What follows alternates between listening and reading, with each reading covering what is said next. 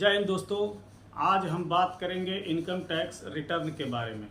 दोस्तों, जैसा कि हम सभी जानते हैं कि अपने जीवन को चलाने के लिए प्रत्येक व्यक्ति कुछ न कुछ उपार्जन करता है, कुछ न कुछ धनार्जन करता है।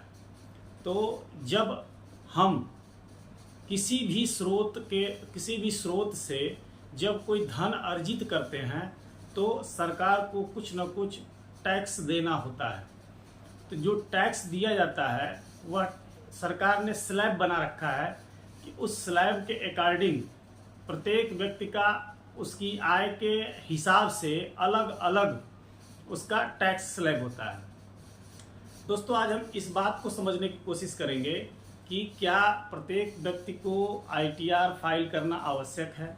यदि आवश्यक है तो क्या यह प्रत्येक वर्ष फाइल करना होता है, इसके फायदे क्या हैं, तो इन सब चीज़ों पे विस्तृत चर्चा करेंगे। तो सबसे पहले समझते हैं ITR।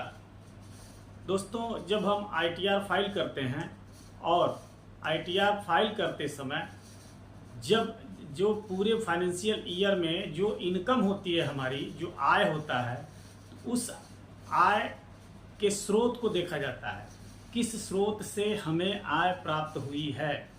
इसे TDS कहते हैं, tax deduction at the source. मतलब जिस स्रोत से आय हो रही है और उससे जो डिडक्ट हुआ है अमाउंट, उसे TDS कहते हैं। TDS का फुल फॉर्म होता है tax deduction at the source. मतलब किस स्रोत से हमारी आय हो रही है और उस आय से जाने वाला कर, उस आय से कटने वाला कर डिडक्शन होता है। तो दोस्तों, ITR फाइल करने का सबसे पहला प्रॉफिट ये है कि जब हम ITR फाइल करते हैं तो जब जिस स्रोत से हमारी आय हुई है और उस आय से कटने वाला जो कर है, अगर हम स्लैब में नहीं आते हैं, टैक्स पेयर की कैटेगरी में नहीं आते हैं, तो वो हमारा कटा हुआ अमाउंट वापस हमारे खाते में क्रेडिट हो जाता है। ये हो गया पहला फायदा। दूसरा ITR फाइल करने का सबसे मुख्य फायदा ये है कि जब हम कहीं लोन लेने के उद्देश्य से किसी बैंक में जाते हैं तो वहाँ सबसे पहला सवाल यही पूछा जाएगा कि क्या आपने ITR फाइल किया है। पहले दोस्तों 2 वर्ष का ITR रेगुलर वे में मांगा जाता था। आज बैंक्स 3 साल का ITR मांगते हैं। जैसे मान लीजिए कि आपने 2024 में कोई लोन अप्लाई करा, तो वो 2021-22, 2022-23, 2023-24 का लगातार फाइल किया हुआ ITR विथ कंप्यूटेशन मांगते हैं। दोस्तों, कंप्यूटेशन होता है बैलेंस शीट, जो आय हमारी हुई है, जो हमारा टैक्स कटा है और आय और टैक्स देने के बाद आय प्राप्त किया, टैक्स जमा किया और उन दोनों के बाद जो हमारा बैलेंस बचता है, जो हमारा शेष इनकम बचता है, इसका बैलेंस शीट जो बनता है उसे कंप्यूटेशन करते हैं। जो मैनुअल भी होता है, जो ऑटो मोड में जनरेट भी होता है। दोनों के अलग अलग तरीके हैं। कुछ लोग सॉफ्टवेयर के माध्यम से इसको जनरेट करते हैं, कुछ मैनुअल बनाते हैं।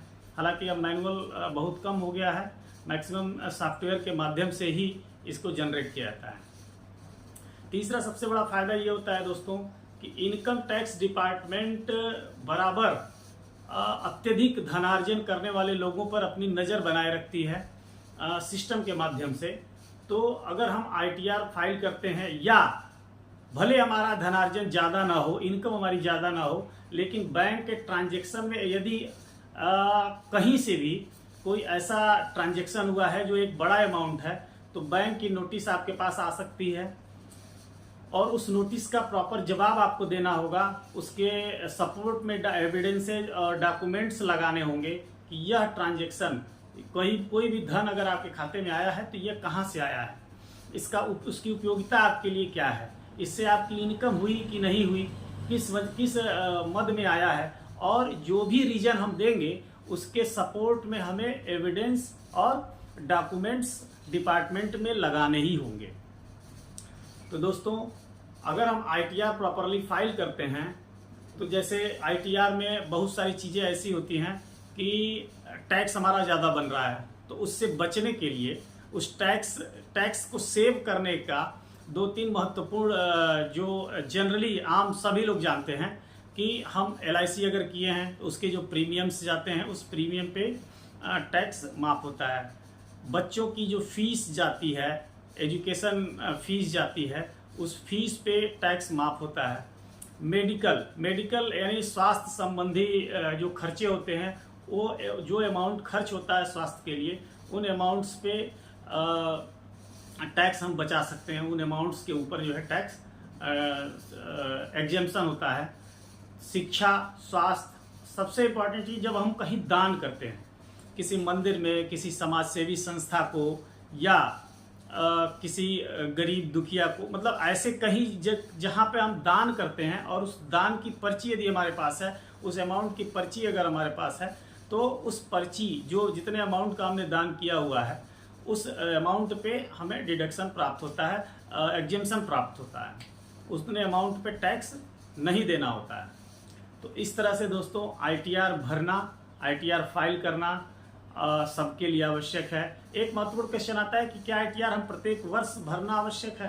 तो मेरा सजेशन ये है दोस्तों कि जी हाँ, यदि आप प्रत्येक वर्ष ITR फाइल करते हैं तो आपका बीच में गैप नहीं होगा, और गैप नहीं होगा तो आप कभी भी, जब भी आपको लोन की आवश्यकता होगी, तब आप लोन के लिए अप्लाई कर सकते हैं। क्योंकि यदि अगर आपने 2022-23 में ITR फाइल करा और 23-24 में नहीं किया, और 24-25 में आपको लोन की आवश्यकता पड़ गई, तो आप सिर्फ 1 साल और पिछला 21-22 का 2 साल का ITR आप सबमिट कर पाएंगे, जिस पे लोन सैंक्शन नहीं होगा।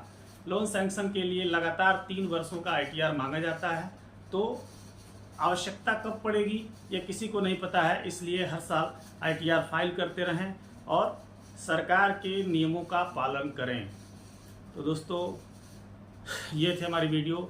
निवेदन ये है कि यदि आपने हमारे चैनल को अभी तक लाइक और सब्सक्राइब नहीं किया है तो सब्सक्राइब करें और बेल आइकन को प्रेस करें, ताकि हमारे द्वारा दी गई जो भी जानकारी है आप तक पहुंच सके और आप उसका लाभ उठा सकें। धन्यवाद दोस्तों, जय हिंद।